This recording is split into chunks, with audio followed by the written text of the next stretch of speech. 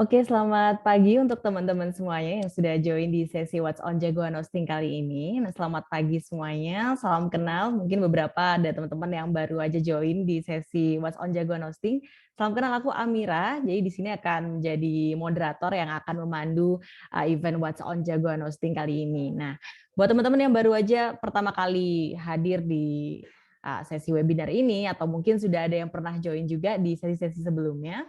Nah, hari ini kita akan bahas beberapa hal yang sedikit berbeda daripada webinar-webinar yang sebelumnya sudah sempat dilaksanakan oleh Jagoan Hosting. Nah, untuk teman-teman di sini yang sudah harusnya udah tahu ya kita mau bahas apa untuk webinar kali ini. Nah, untuk teman-teman sebelum kita mulai ke sesi pemaparan materinya atau mungkin penjelasan materinya, mungkin bisa juga share informasi di chat room asalnya dari mana, terus tahu webinar ini dari mana, bisa share di chat room. Nah, nantinya selama 1 jam ke depan, aku nggak akan sendirian karena akan ada seseorang yang menemani di penjelasan materi kali ini, dan pastinya materinya pasti akan sangat bermanfaat khususnya untuk teman-teman yang fokusnya di bidang website atau kemudian konten dan lain sebagainya, pasti akan sangat bermanfaat karena kali ini saya ditemani oleh salah satu rekan saya yaitu Mas Dendi. Halo Mas Dendi, mungkin bisa dibantu. Oke Mas. Halo Mbak, suara saya terdengar jelas? Oke, terdengar jelas, sangat jelas kok Mas Dendi. Oke. Nah, di sini ada Mas Dendi, founder dari Orang Cyber Indonesia. Mungkin bisa menyapa teman-teman yang sudah hadir di sesi kali ini, Mas. Mas Dendi ini sebenarnya siapa? Ya, selamat pagi teman-teman semuanya. Selamat siang juga mungkin untuk yang Indonesia bagian timur ya. Saya Dendi. Bisa mungkin teman-teman di sini ada yang sudah sering nonton dari webinar dari Orang Siber ya. Biasanya kami membahas cyber security. Kami merupakan komunitas untuk meningkatkan edukasi keamanan siber di masyarakat, tentang keamanan, tentang penyadapan, tentang pencurian data, banyak hal seputar keamanan supaya kita lebih nyaman di dunia internet. Itu sih Mbak sedikitnya, mungkin nanti sambil berjalan sambil kenalan. Oke. Pengenalnya singkat, padat, dan pasti teman-teman juga banyak yang udah kenal nih sama Mas Dendi. Karena kalau aku lihat kemarin sempat masuk juga di komunitas Orang Siber, ternyata anggotanya udah banyak banget ya Mas ya. Jadi teman-teman kalau misalkan mau cek, bisa cek di Telegramnya ya Mas Dendi ya. Siap, boleh. Ada grup Telegramnya juga, teman-teman bisa cari aja di Telegram Orang Siber Indonesia ya, atau t.me/orangsiber. Oke, di sana. Nah, untuk teman-teman nanti kalau misalkan pertanyaan seputar komunitas nanti bisa langsung ditanyakan di akhir sesi. Nah, hari ini kita mau bahas soal apa nih Mas Dendi? Untuk teman-teman yang sudah hadir di sesi webinar kali ini, kita mau bahas apa sih? Kita mau bahas tentang keamanan pada hosting, khususnya pada website, Mbak. Mungkin teman-teman pernah melihat ada website yang mengalami kerusakan seperti adanya title atau adanya tulisan telah dibajak oleh siapa, telah dibajak oleh tim apa, kemudian ada pencurian data, kehilangan data, dan lain-lain. Nah, itu sebenarnya bisa dicegah atau tidak gitu. Ternyata itu bisa kita cegah jauh-jauh hari sebelum itu terjadi. Nah, dengan adanya webinar kali ini ya mungkin sedikit reminder untuk kita juga buat mempraktekkan hal-hal yang akan disampaikan nanti. Oke, mantep nih. Jadi teman-teman kalau bisa jangan sampai keluar di tengah-tengah sesi karena pastinya nanti penjelasan materinya akan luar biasa bermanfaat buat teman-teman sekalian. Oke, sepertinya itu aja sih untuk sesi pengenalan kali ini. Jadi hari ini kita akan bahas soal cyber security dalam pengelolaan server dan hosting, tips dan trik aman cegah hacker rusak kontenmu. Nah, waktu dan tempat saya persilakan Mas Dendi bisa langsung menjelaskan teman-teman. Untuk teman-teman juga kalau misalkan ada pertanyaan bisa langsung ditanyakan di akhir sesi atau langsung di chat room. Waktu dan tempat saya persilakan Mas Dendi.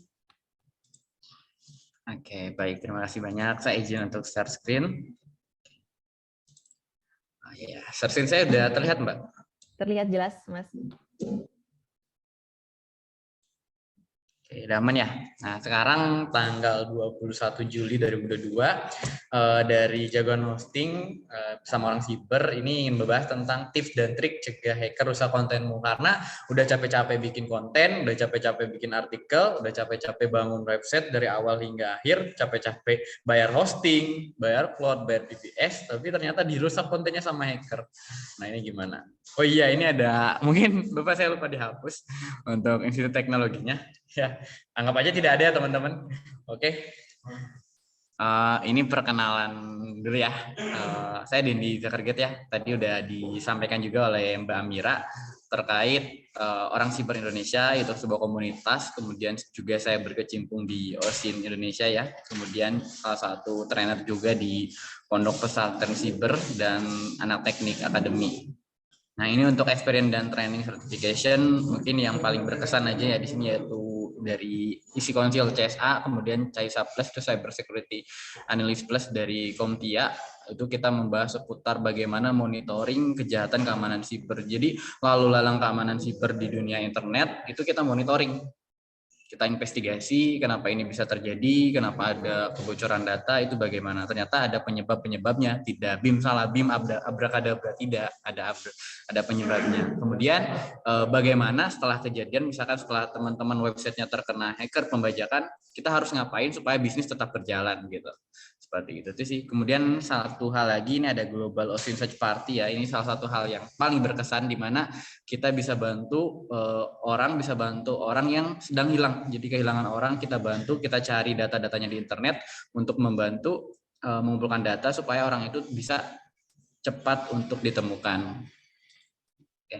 Ini teman-teman kalau misalkan suara saya tersendat atau dari paparannya rusak atau bagaimana, sampaikan saja di kolom chat ya.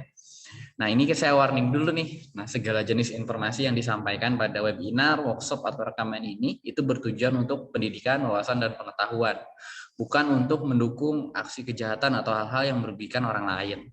Jadi dengan menyetujui webinar, workshop, atau rekaman ini, kita semua menyetujui bahwa segala hal yang dilakukan murni tanggung jawab diri sendiri. Segala hal yang melawan hukum merupakan tanggung jawab diri sendiri. Jangan sampai setelah webinar ini ada yang menyampaikan ini belajar hacking dari siapa? Dari orang siber, dari jagoan hosting. Tidak, ini kita udah warning dan disclaimer di awal. Nah, kalau misalkan bicara hosting itu apa, saya tidak akan membahas hosting. Mungkin di What's on Jagoan Hosting sudah banyak sekali ya membahas tentang jagoan hosting, dan di artikel-artikel blog yang ada di websitenya Jagoan Hosting itu sudah ada banyak pengertian tentang hosting itu apa, pengertian tentang cloud itu apa, set hosting apa, hosting yang full apa, kemudian VPS itu apa. Silakan teman-teman masuk aja ke blognya Jagoan Hosting, baca-baca semua. Untuk ini saya sharekan juga nih, saya sempat buka juga tadi, lihat-lihat di Jagoan Hosting ya. Jadi kalau teman-teman sebelum memulai nih masih ada yang bertanya, itu apa sih Jagoan Hosting itu? Maksudnya apa hosting itu? Nah, di sini di website Jagoan Hosting ya udah ada ya. Kalau misalkan masih bingung tentang hosting, dari pengertian hosting sampai cara memilih spesifikasi hosting sesuai kebutuhan kita yang berkualitas, di sini ada. Jadi karena di Jagoan Hosting telah membahas ini, kita langsung saja ke poinnya. Jadi, tapi yang misalkan nanti teman-teman yang masih bingung tentang hosting itu apa-apa, misalkan perbedaannya share, PPS dan apa, ini bisa dibaca dulu di sini. Kemudian kita balik lagi. Nah, sekarang ya, yang akan kita bahas adalah serangan-serangan pada hosting. Sekarang kita akan bahas serangan-serangan pada hosting. Masih aman ya teman-teman? Mungkin bisa say hello dulu di kolom komentar. Berarti sinyal saya masih aman ya sampai sekarang.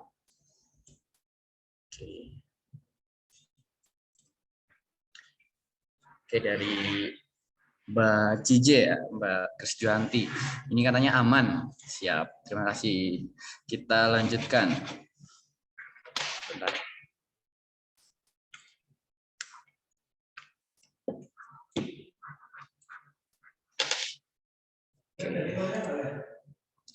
Nah, pertama ada DDoS ya. DDoS itu apa? Di sini kita akan bahas secara sederhana yang mungkin teman-teman sering lihat ya. DDoS itu apa? DDoS itu Distribute Denial of Service Attack. Teman-teman pernah ada yang nonton Naruto mungkin? Pernah nonton Naruto? Naruto itu ada sebuah jurus yang namanya itu Kage Bunshin no Jutsu ya. Nah, di sana itu di Naruto ini berlipat ganda kan, menjadi banyak orang, menjadi banyak berlipat ganda dan kemudian menyerang satu orang musuhnya. Nah, itu ya, menyerang satu orang musuhnya sehingga musuhnya itu ya kecapean gitu ya. Jadi karena Naruto ini jadi banyak Narutonya sehingga bisa memudahkan Naruto untuk memenangkan pertarungan.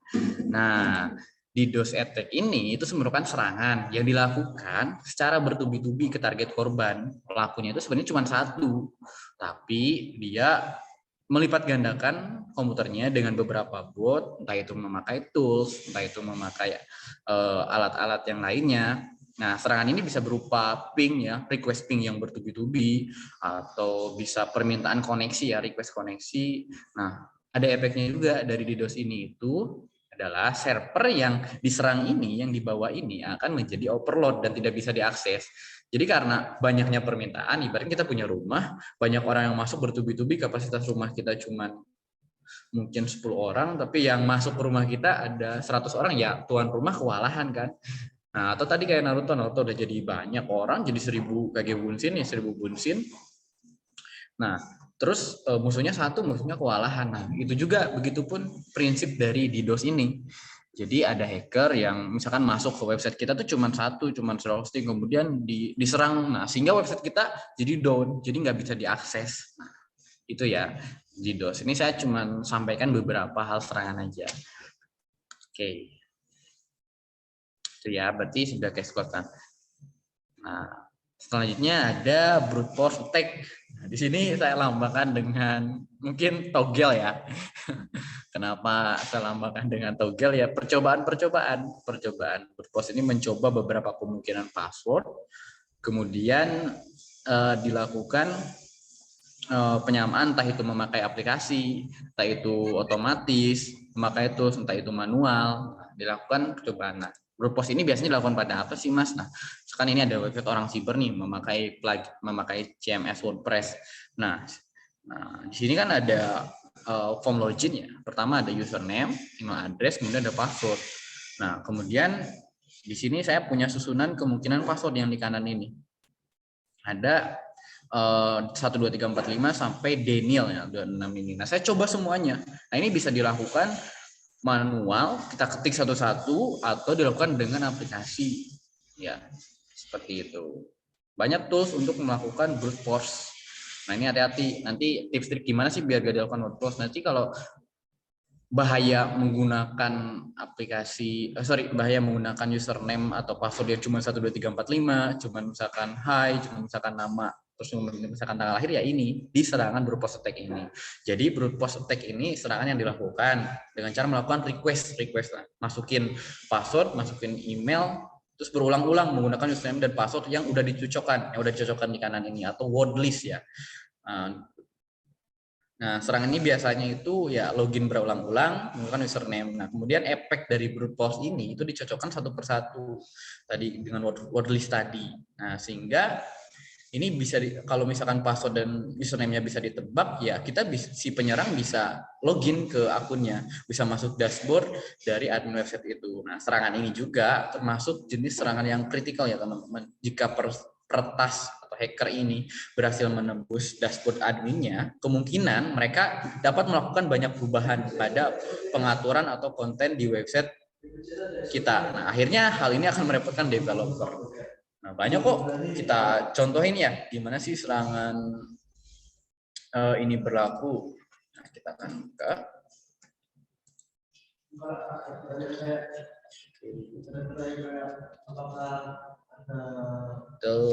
Oh iya, belum saya matikan share screen-nya. Ya, ini banyak sekali yang website yang masih dilakukan kerusakan. Nah, di atasnya. Nah, terus nantinya, nah ini banyak sekali website yang dilakukan perusakan, salah satunya karena akun adminnya itu sudah diambil alih oleh hacker ya.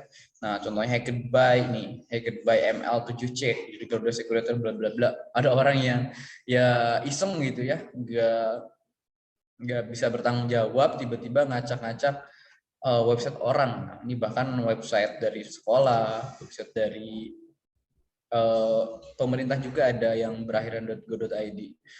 Nah, itu semua salah satu penyebabnya tadi karena kita menerapkan password dan username yang lemah sehingga bisa dilakukan serangan brute force attack tadi. Ya, kemudian kita lanjutkan lagi. Oh iya, saya juga ingin share juga Mas, ini dapat kemungkinan password dari mana? Banyak sekali di channelnya di ininya. Ini ada wordlist nih. Real password yang biasanya ini ada 12.000 kemungkinan password yang digunakan orang dari 1 2 3 4 5 sampai banyak nih ribuan yang bisa dilakukan percobaan berproses attack. Jadi dikumpulkan. Jadi password itu ya benar-benar harus, kenapa harus sulit ditebak, kenapa harus susah? Ya karena kalau misalkan passwordnya mudah ditebak, cuma nama, kemudian cuma kayak hello world atau coba kayak bismillah doang, cuma assalamualaikum, cuma apa itu bisa ditebak, gampang sekali gitu. Cuman persekian waktu itu bisa di take down. Oke.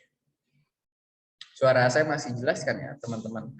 Mbak Mira aman ya suara saya? Atau sedikitnya aman? Oke. Kita lanjutkan lagi. Tadi ya udah ada buktinya ya, ada kumpulan password yang di ribuan password yang mungkin bisa digunakan oleh hacker untuk melakukan hacking dengan cara brute force attack tadi. Kita lanjutkan ya tadi brute force attack. Kemudian bug ya. Bug itu apa ya, bukan serangga. Pada CMS atau framework kita menggunakan CMS kayak WordPress, kita menggunakan framework kayak Laravel atau CI atau apapun itu, pasti itu mempunyai kayak bug ya, bug yang dimana dalam ibaratkan suatu tembok ya pasti ada tembok yang retak dan tembok itu harus kita perbaiki sesegera mungkin. Makanya di website-website luar, website-website yang apa namanya dari yang udah besar lah kayak misalkan marketplace atau misalkan sosial media dan lain-lain, itu biasanya menerapkan ada namanya program bug bounty ya, bug bounty di mana teman-teman itu dibebaskan buat mencari bug pada website tersebut, dan nanti ketika sudah menemukan bug, itu nama pencari bug itu bug hunter bisa mendapatkan hadiah berupa entah itu berupa material atau berupa kunjungan dan lain-lain, itu beragam. Nah, makanya menerapkan itu supaya bisa menambal tembok yang retak ini. Karena ya no system is safe gitu ya teman-teman. Nggak ada sistem yang 100% aman. Mau teman-teman itu perusahaan besar sekelas Facebook, Google, mereka aja masih menerapkan namanya bug bounty program. Bahkan bug bounty program mereka nggak main-main, itu ribuan dolar. Bahkan ada yang $1 juta gitu. Apabila kita menemukan kerentanan atau bug pada website itu, website yang tadi itu. Nah, jadi ini saya kutip dari film ya. Mungkin teman-teman tahu ya, ada sekelompoknya namanya Clay Wasir, yaitu no system is safe. Nah, kedua ini itu selanjutnya ada inject malware. Nah, hati-hati buat teman-teman misalkan yang memakai plugin ya, biasanya plugin kita kan mau berlangganan plugin premium ya, mending beli aja misalkan request ke Jagoan Hosting kalau ada atau ke layanan lain, beli yang premium asli. Karena kalau misalkan teman-teman beli crack terus teman-teman install di WordPress teman-teman, di website teman-teman, atau entah itu CMS atau framework apapun, kemudian teman-teman install, itu akan sangat berbahaya. Ibaratkan badut nih yang awalnya lucu itu bisa jadi sangat menyeramkan. Nah, kenapa demikian? Karena ya kita bisa menggunakan fitur-fitur premium, tapi ternyata di dalamnya itu ada malware yang suspicious ya, yang berbahaya, yang malicious, yang akan mengakibatkan pertama data kita yang dicuri, kemudian data kita tadi ubah-ubah datanya, kemudian ya kalau misalkan kita ada data sensitif itu kita bisa jadi pidana karena kita nggak mengelola data pribadi itu dengan baik. Jadi hati-hati, jangan menggunakan plugin atau software tambahan untuk website yang crack atau yang bajakan ya. Ya bisa kali ya gitu, beli yang premium gitu. Nabung dulu, investasi dulu untuk keamanan. Daripada nanti udah kena hack, udah kena ini malah ruginya tekor besar gitu. Nah, mungkin diri Jagoan Hosting juga menyediakan plugin premium ya Mbak Mira, atau bagaimana? Ya, harusnya iya ya Mbak. Nah, selanjutnya ini selain tadi malware ada ransomware ya. Takutnya di dalamnya itu ada ransomware-nya, di mana kalau ransomware seperti kita udah tahu bersama, itu ketika misalkan masuk, itu data-data kita tuh di-encrypt Dan kalau misalkan kita mau buka data kita, kita diharuskan bayar sepersekian dolar, sepersekian rupiah. Nah, setelah bayar itu belum tentu data kita kembali, data kita rusak atau enggak. Bahkan dekriptornya itu sekarang ya sedikit gitu, enggak semua belum ada dekriptornya. Ya memang ransomware beberapa jenis sudah ada dekriptornya yang bisa mengembalikan filenya secara utuh. Tapi beberapa lain juga belum ada dekriptornya, ransomware jenis baru. Ini serangannya cukup berbahaya ya, salah satu kritikal juga. Nah, kemudian ini yang tadi di placement berakibat ke sini juga dari adanya malware diinjek nih, makanya serangan-serangan lain. Nah, sekarang kita lanjut ke tips trik ya supaya aman gimana ya.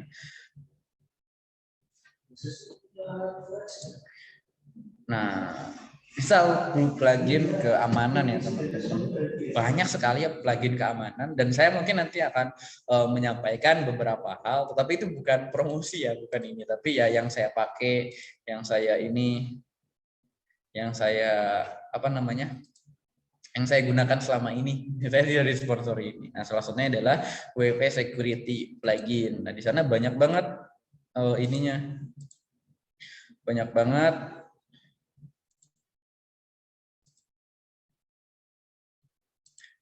banyak banget kelebihannya buat mengamankan sebuah website. Kenapa kita harus pakai? Oke, kita akan buka ini.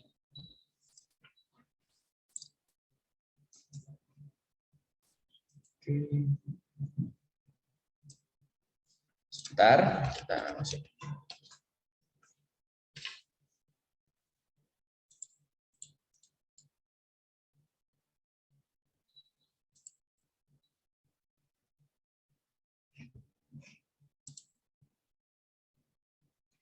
Oke, sebentar ya teman-teman. Oke, sebentar. Jadi saya akan menampilkan WP Security atau plugin security yang saya pakai ya. Jadi ini ya pentingnya menerapkan plugin keamanan. Jadi nanti banyak sekali fitur-fitur yang akan mencegah serangan-serangan yang tadi saya sampaikan sebelumnya.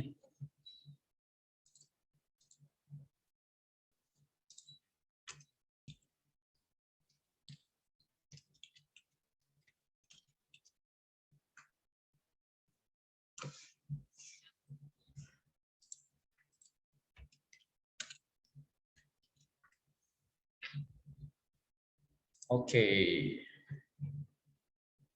Kita stop.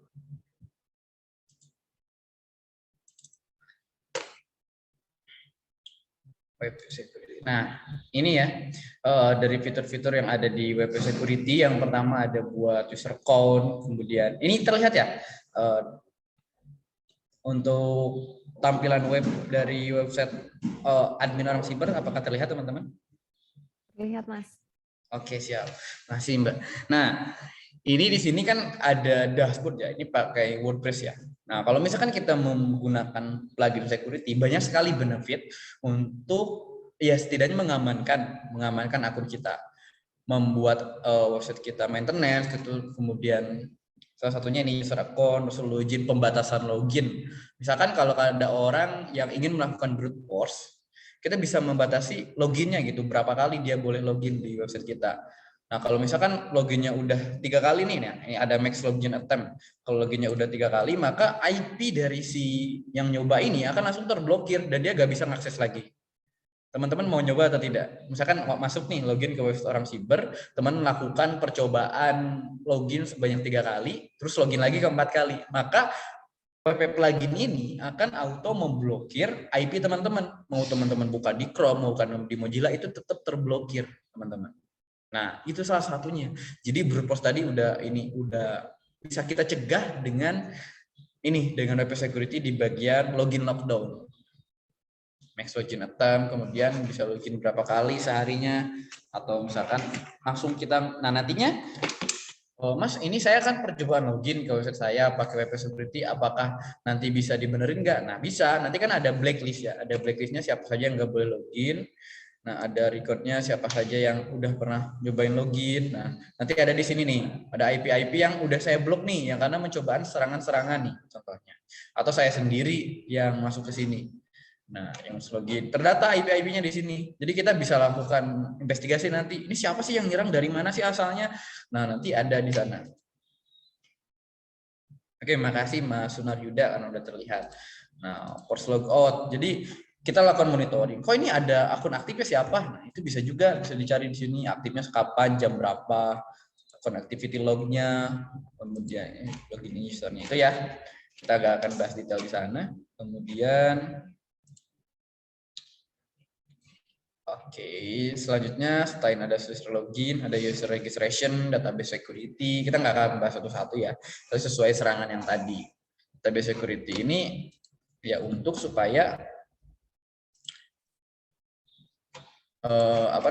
data yang ada di dalam hostingan kita itu aman, banyak sekali.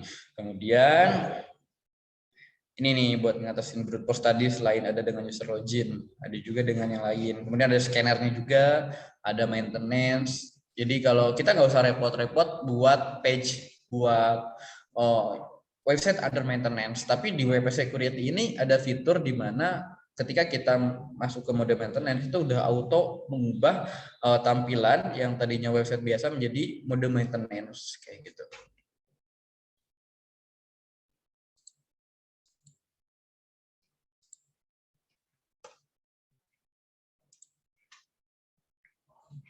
Oke ya, teman-teman, kita lanjut lagi ke paparan.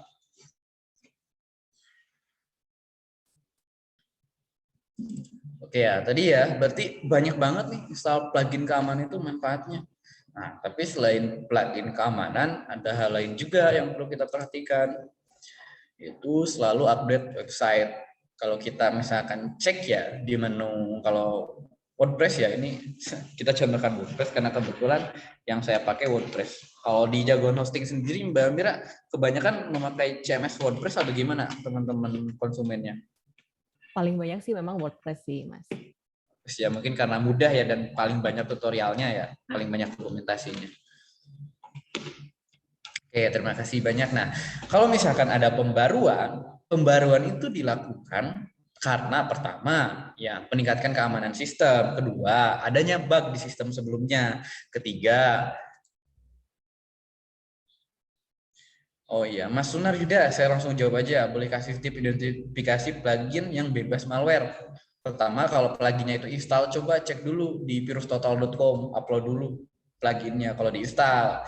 Nah, kalau misalkan ingin aman, Mas beli dari penyedia hosting terpercaya seperti Jagoan Hosting yang udah terpercaya, yang udah punya lisensi dan sertifikasi lainnya. Jadi jangan beli di pihak ketiga yang itu misalkan underground, jual beli di grup Facebook, jual beli di grup Telegram atau di grup ya mencurigakan ya, nggak ada ininya. Ya, yang berbayar intinya beli yang berbayar gitu.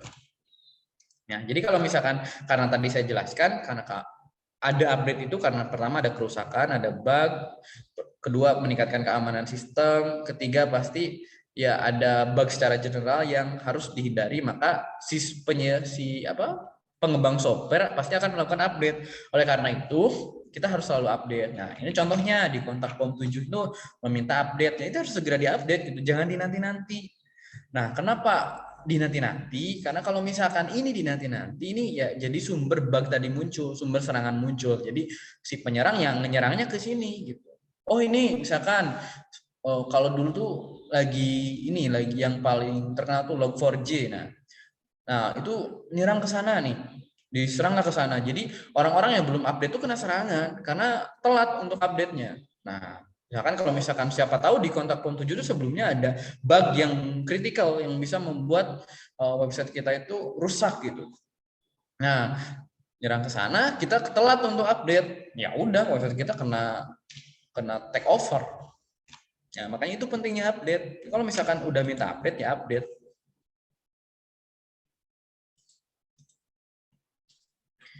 Nah, kalau selanjutnya pakai anti DDoS, pakai Cloudflare. Ini pengalaman pribadi juga ya. Dulu saya sebelum mengenal lebih lanjut tentang security pada hosting ini, dulu belum memakai Cloudflare. Saya memakai self hosting ya dulu tuh.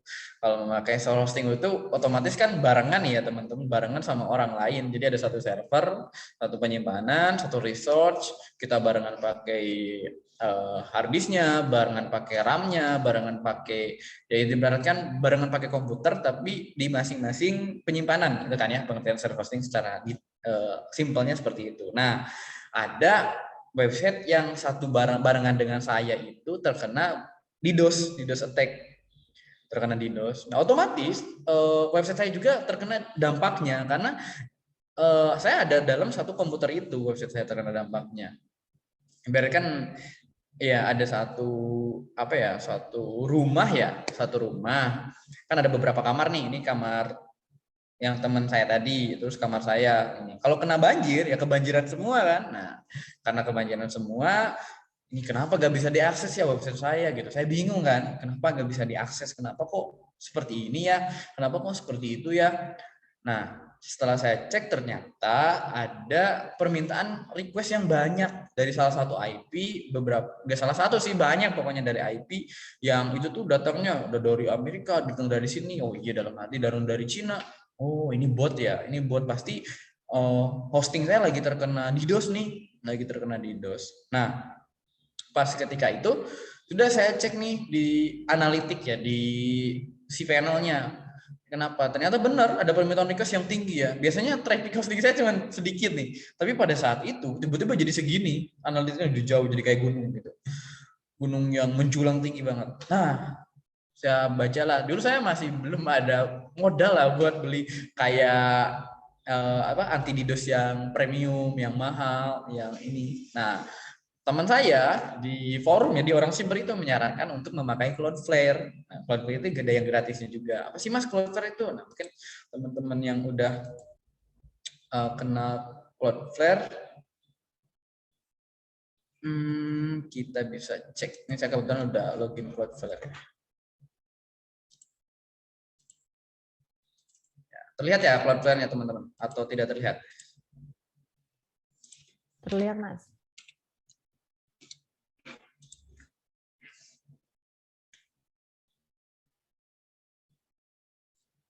Untuk Cloudflare-nya terlihat atau saya salah share screen? Sudah terlihat kok Mas Dendi tadi. Oh, oke. Siap, makasih Mbak. Ini tadi ada sedikit gangguan sinyal, tampaknya ketika saya menyampaikan banyak ternyata paparannya nggak terlihat. Jadi teman-teman chat aja ya, santai aja, kita berusaha diskusi enjoy. Nah, ini Cloudflare ya. Jadi kita bisa lihat web traffic analysis, kemudian ya memang Cloudflare itu gratis ya, tapi kalau kita upgrade ke mode pro itu banyak sekali fitur yang bisa kita dapatkan. Dari security, dari DNS, kemudian SSL juga, ini overview-nya.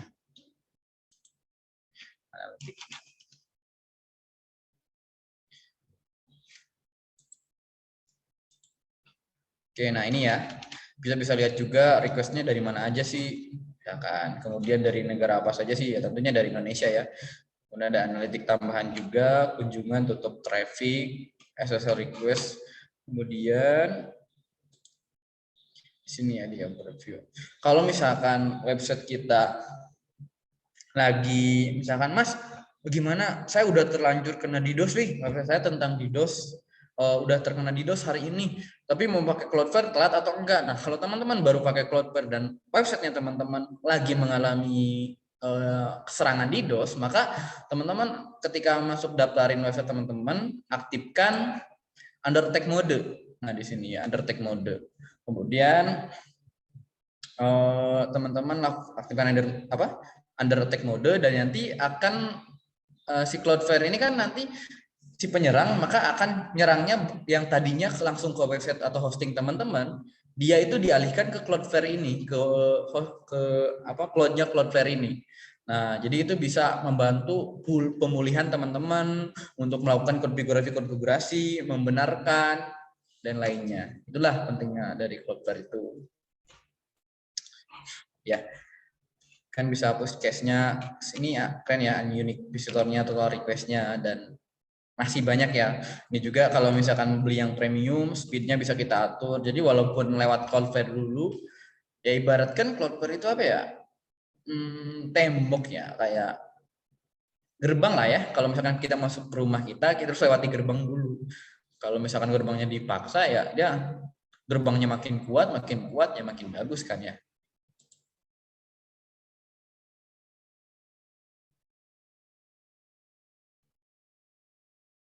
Oke, kita lanjut dulu ya. Gitu ya. Oke, tentang Cloudflare.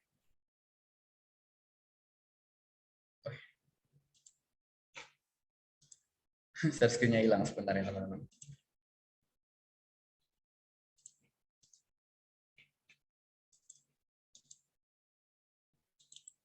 Oke ya. Ya tadi yang pakai Cloudflare, kemudian pakai 2FA ya. Di WordPress itu ada yang namanya WP 2FA. Jadi ketika ada lakukan brute force, login berkali-kali atau orang iseng, ya kayak sosial media biasanya pakai 2FA. Jadi nggak cuma pakai password aja, tapi ada kode yang dikirimkan ke email, ada kode yang dikirimkan ke nomor HP, kemudian ada backup verification code yang kita simpan. Jadi buat apa?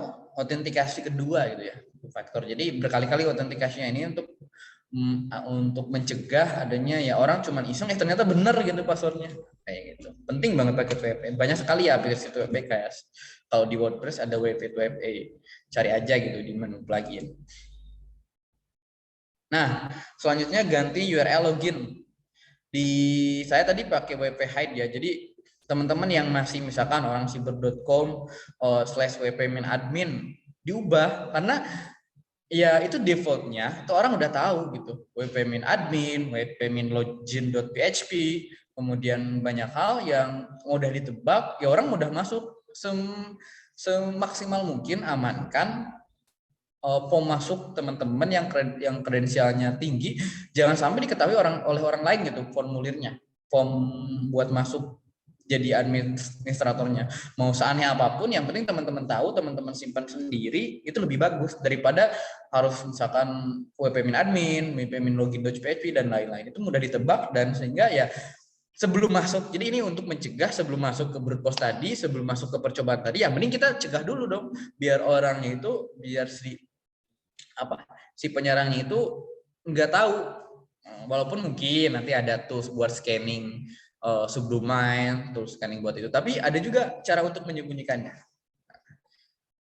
Ya semakin cara untuk mengamankan, serangannya juga semakin ini. Jadi ya berkembang dua-duanya. Selanjutnya ya selalu backup ya. Ini kalau di panel ya. Kalau di WordPress juga ada, di framework lain juga banyak. Yang penting backup. Karena ketika data kita udah diserang, udah diambil aja atau apa, tidak bisa terselamatkan, setidaknya kita ada backupnya. Pernah ada kejadian di salah satu provider hostingnya, saya nggak sebutkan, kebakaran ya gitu. Nah, backupnya ada dan sehingga itu bisa dibalikan semuanya.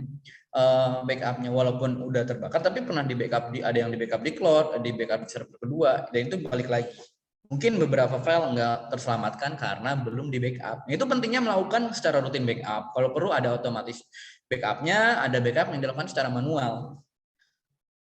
Mulai dari backup pertama, website utamanya, backup emailnya, backup banyak hal ya. Misalkan kalau ada tas-tas atau ada tugas-tugas kayak cron job di backup juga, backup email-emailnya juga di backup saja. Nah, kemudian ya balik lagi pakai username dan password yang kuat ya. Jangan pakai password atau username-nya ya gitu-gitu aja gitu ya. Contohnya nih ya, ini kan mudah dihafal sebenarnya, tapi ya kita coba buat menarik dan tidak mudah ditebak karena tadi supaya tidak ada dalam daftar word list atau kamus kata-kata.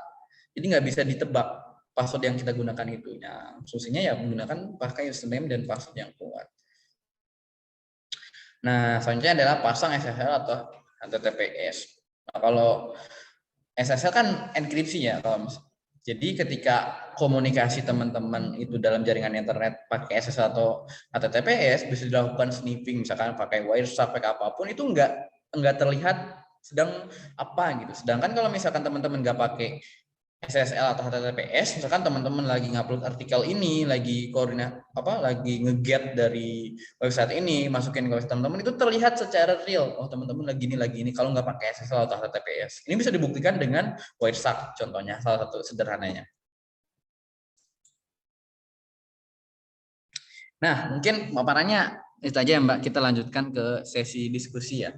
Jadi semoga dengan ada paparan ini kita bisa menggunakan teknologi untuk kebaikan, karena kita tahu orang siber, orang baik, kita adalah orang baik sekarang, besok, lusa, dan selamanya. Saya kembalikan ke Mbak Amira. Oke, thank you Mas Dendi. Ternyata luar biasa banget karena sebenarnya banyak hal yang kadang-kadang kita sebagai ya kalau misalkan kita fokusnya untuk membuat sebuah konten di website seringkali melupakan hal-hal yang harusnya sudah dipersiapkan secara matang di awal pembuatan website itu ya Mas ya. Nah, karena tadi Mas Dendi sudah banyak menjelaskan soal apa saja sih yang bisa kita manfaatkan, kemudian apa yang bisa kita lakukan terlebih dahulu untuk mengamankan konten kita. Nah, mungkin Mas Dendi mau minum air putih terlebih dahulu, karena sudah ngomong panjang lebar nih 40 menit di awal tadi. Nah, untuk teman-teman, mungkin untuk 2 menit pertama kita bisa share untuk feedback poll.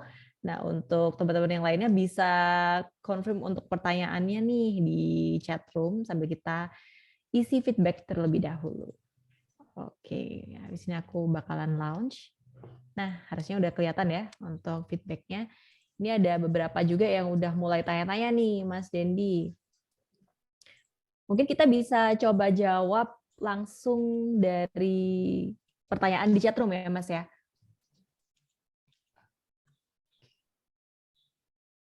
Oke, ini mungkin ada pertanyaan dari untuk Mas Joni ini belum dijawab ya Mas ya untuk pertanyaan cara memilih WP plugin untuk security yang baik dan aman.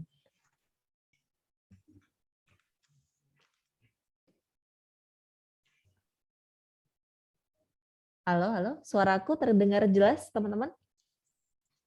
Terdengar Mbak? Oke. Ya, aman. Langsung dijawab saja Mbak atau gimana nih?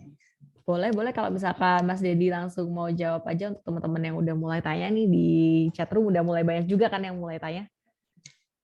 Atau kita start. Oke.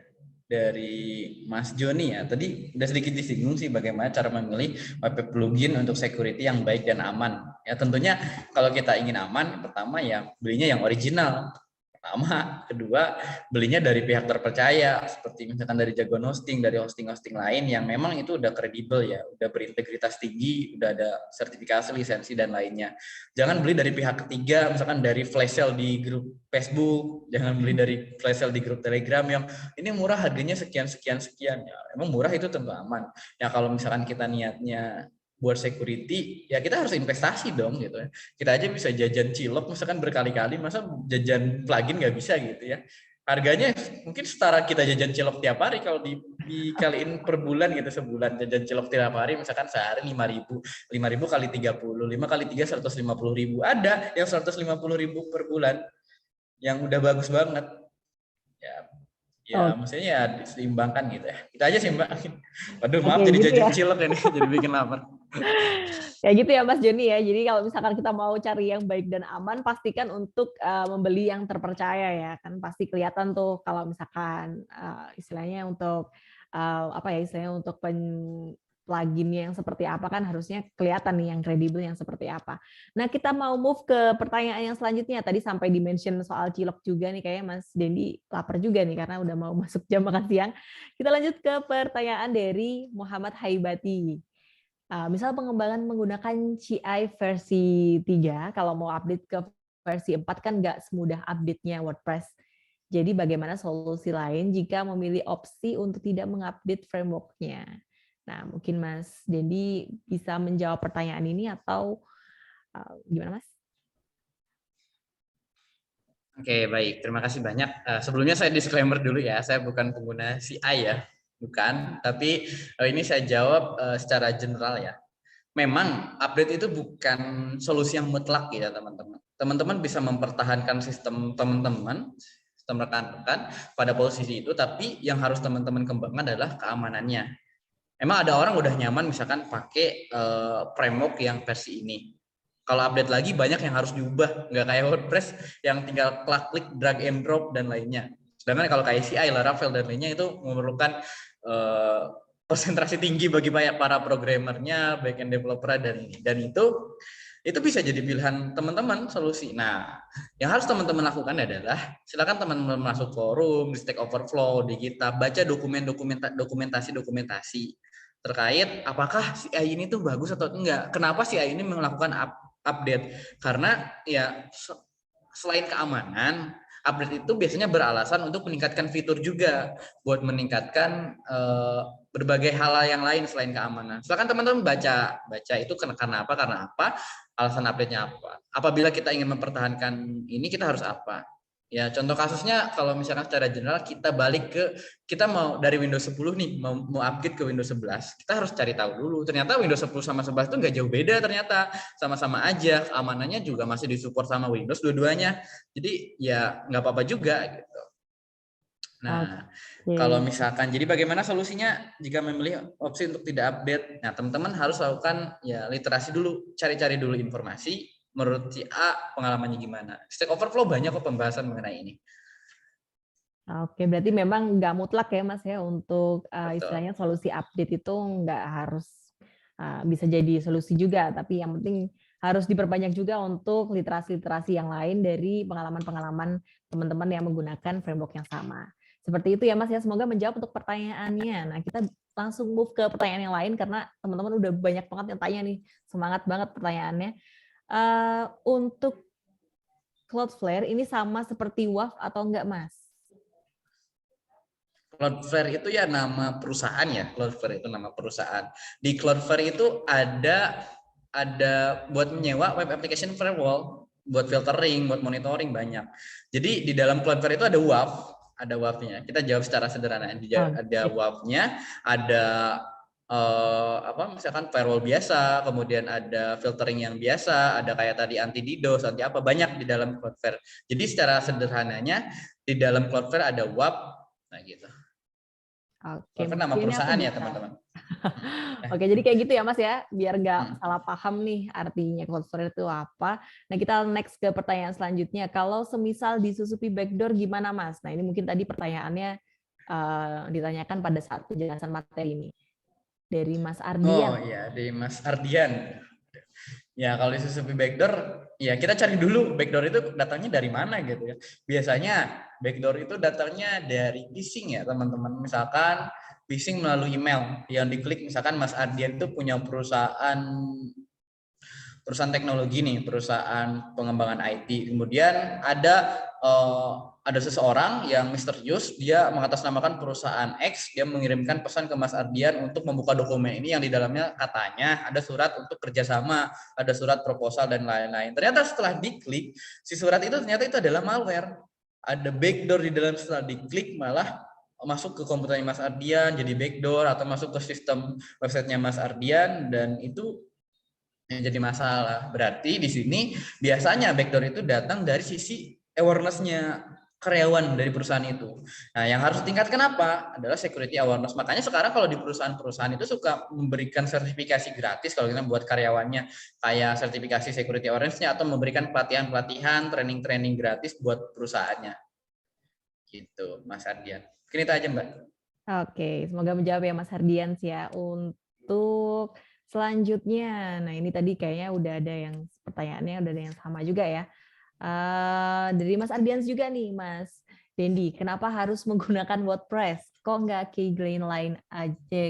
key lain aja?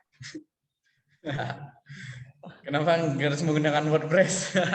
Ini sama misalkan ada makanan nih, ada ayam, ada sapi, ada udang, ada ini. Saya suka semuanya, tapi ya saya lebih nyaman makan ayam gitu ya daripada makan ikan. Durinya kalau ikan kan banyak ya, kalau ayam durinya nggak banyak. Jadi saya nggak ribet makannya, tinggal lahap. Sedangkan kalau makan ikan saya harus pecahin duri-durinya gitu.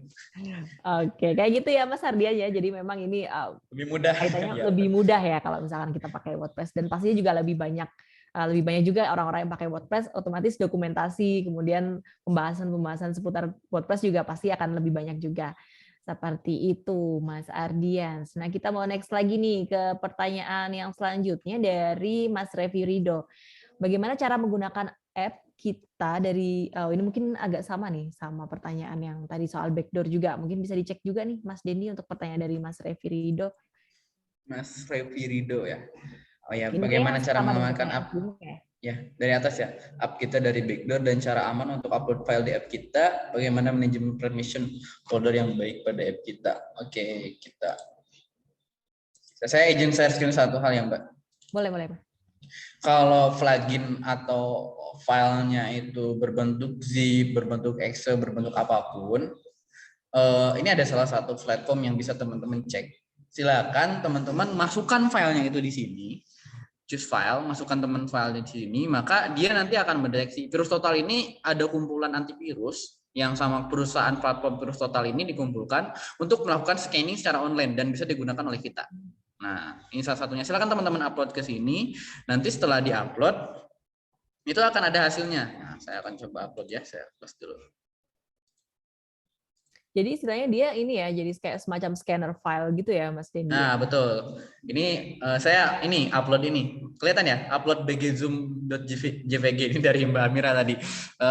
Kita upload, siapa tahu Mbak Amira nyisipin backdoor kan? Kita nggak tahu gitu.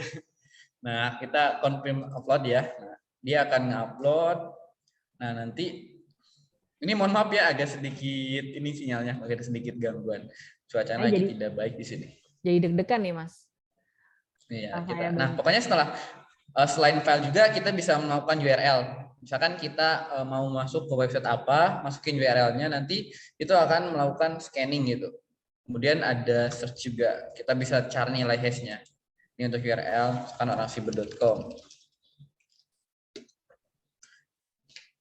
Berarti memang bisa disusupi di, istilahnya kalau dilihat dari Virus Total ini bisa dari file, bisa dari URL juga ya Mas ya, untuk misalkan orang-orang yang nakal nih, mensisipin hal-hal yang nggak baik, bisa lewat file ataupun lewat URL juga ya Mas?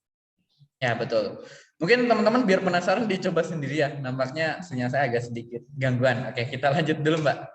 Oke, tadi kurang lebihnya kayak gitu ya untuk pertanyaan soal manajemen, istilahnya kalau misalkan upload file di aplikasi amannya yang seperti apa, untuk ceknya bisa cek di Virus Total. Di linknya langsung googling aja ya Mas ya untuk Virus Total gitu ya Mas? Ya, virustotal.com. Ya, ada Virus Total ya. Jadi teman-teman bisa langsung cek di sana. Nah, kita masuk ke pertanyaan, terakhir nih Mas. Pertanyaannya, kalau PC kita tiba-tiba kena malware atau ransom, terus data-data untuk pembuatan coding di web kita, apakah web kita juga kena malware juga? Oh, jadi mungkin kalau misalkan kita yang kena PC-nya, apakah tiba-tiba website juga bisa kena juga? Nah, mungkin kayak gitu maksudnya. Oke. Di sini saya jawab bukan sudut pandangnya sebagai ini ya, secara keamanannya, bukan secara programmernya. Karena saya bukan programmer web juga. Cuman ya iseng-iseng pengen tahu gitu. Nah, kalau PC kita tiba-tiba kena malware atau ransomware, terus data-data untuk pembuatan coding itu ada di web kita. Apakah web kita juga kena malware juga? Nah, yang pertama yang harus kita pastikan, apakah si editor online yang ada di komputer kita itu terhubung secara real time ke website kita? Terhubung atau tidak? Kalau terhubung secara real time kan ada kemungkinan si ransomware itu masuk ke konektivitas itu masuk ke websitenya. Tapi kalau misalkan tidak tersambung offline, yaitu cuman kayak penyimpanan backup coding web di komputer kita, kemudian nggak terhubung ke hosting kita, nggak terhubung ke PVS kita, nggak terhubung ke cloud kita, ya is okay, no problem gitu. Yang terkena ya yang di PC kita, sedangkan yang di web kita ya aman-aman aja. Kecuali kalau misalkan kita upload file yang udah terkena ransomware, diupload lagi di website kita, itu bunuh diri namanya. Bukan ini, bunuh diri namanya seperti itu. Oke, jadi seperti itu ya Mas Ardians. Kayaknya Mas Ardians banyak pertanyaan nih tadi. Kalau aku cek ada 3 pertanyaan langsung dari Mas Ardians. Nah, kurang lebihnya seperti itu. Mungkin teman-teman kalau misalkan masih mau tanya-tanya lagi ke Mas Dendi nih, kira-kira nanti, aduh Mas Dendi enak banget kalau jelasinnya. Saya harus kemana buat ketemu Mas Dendi? Ini harus kemana Mas? Kalau misalkan teman-teman mau diskusi lebih lanjut lagi bareng Mas Dendi, harus ya, kemana? Kalau bisa diskusi aja di ini di Telegram Orang Siber ya, teman-teman bisa di Instagramnya ada Instagram Orang Siber. Tapi kalau misalkan banyak hal yang ilmunya jauh lebih dari saya, ada di komunitas di Telegram di Orang Siber. Oke, mungkin aku bisa kirimin linknya ya untuk link Orang Cyber di chatroom. Jadi teman-teman bisa langsung cek di sana untuk untuk keanggotaannya juga banyak banget ya Mas ya, ada sekitar 12.000 orang lebih di grup Telegram itu untuk teman-temannya. Nah, sepertinya kita sudah masuk di akhir sesi nih Mas Dendi, karena sudah 1 jam juga dan penjelasannya padat, jelas, singkat. Teman-teman langsung paham. Saya sendiri yang istilahnya kurang paham juga soal istilahnya security, jadi gampang juga taunya dari Mas Dendi ini tadi.